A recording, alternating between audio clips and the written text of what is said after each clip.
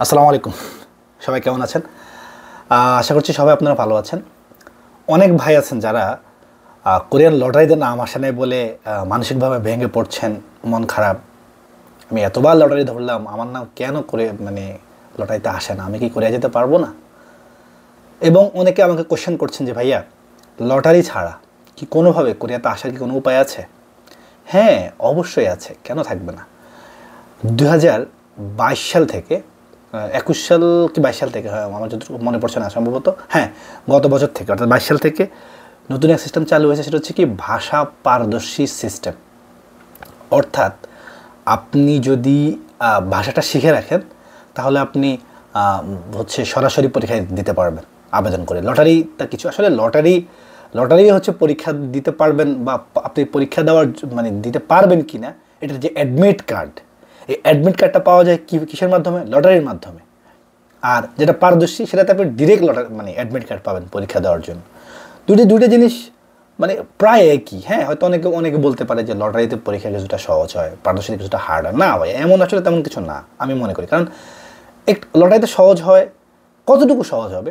বই তো একটাই, পড়া তো ওগুলাই, তাই না?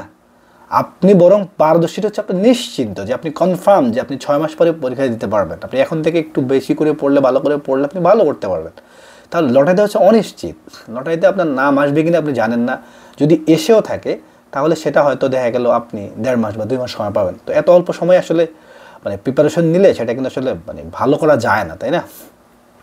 এই জন্য আমি সবাইকে বলবো, যারা যারা লটারিতে নাম আসে নাই, আপনারা এখন থেকে ভাষা শেখা শুরু করেন। ভাষা শিখে আপনি সরাসরি পরীক্ষা দেন। প্রত্যেক বছর আমরা যেটা দেখছি আর কি, গত কয়েকটা বছর, যে বছরের শুরুর দিকে যেমন জানুয়ারি, ফেব্রুয়ারি, মার্চের দিকে মূলত সার্কুলারটা আসে। তো সার্কুলার দিলে আপনি পরীক্ষা দিতে পারবেন ইনশাআল্লাহ। এবং খরচ, অর্থাৎ কোরিয়াতে আসতে লটারিতে যে খরচ হবে, পারদর্শীতেও প্রায় একই খরচ হবে, খুব বেশি পার্থক্য নেই। আমি মনে করি একই, তেমন কোনো পার্থক্য নেই। 3 লাখের মতো খরচ হবে কোরিয়াতে আসতে, একদম এ টু জেড। আপনি তাহলে পারদর্শী হিসাবে কোরিয়াতে আসা যায়। আশা করি আপনারা বুঝতে পারছেন। এখন প্রশ্ন হলো যে আপনি কীভাবে ভাষা শিখবেন, তাই না? অনেকে আছে যে চাকরি বাকরি করেন বা পড়াশোনা করেন বা অনার্স করতেছেন বা আপনার কোনো ডিপ্লোমা করতেছেন বা কোনো না কোনো ইয়েতে এঙ্গেজ আছেন বা জব করতেছেন ঢাকার বাইরে অনেক দূরে, অথবা আপনার পকেট প্রতিদিন এসে একদম সময় করে ক্লাস করা বা এগুলো আসলে ডিফিকাল্ট। তো এজন্য আপনাদেরকে আমি বলবো, যাদের হাতে সময় আছে, যারা একটু সময় নিয়ে প্রস্তুতি নিতে চান, তাদের জন্য অনলাইনে পড়াশোনা করাটা বেস্ট। আপনি অনলাইনে একদম সরাসরি থেকে শুরু করে একদম পরীক্ষা পর্যন্ত যতটুকু প্রস্তুতি নেওয়া দরকার সেগুলো আপনি নিতে পারবেন। আমরা আমাদের যে অনলাইন যে ক্লাসগুলো, সেগুলো আপনি চাইলেই আমার সাথে যোগাযোগ করে আমাদের অনলাইন ক্লাসগুলো করতে পারেন।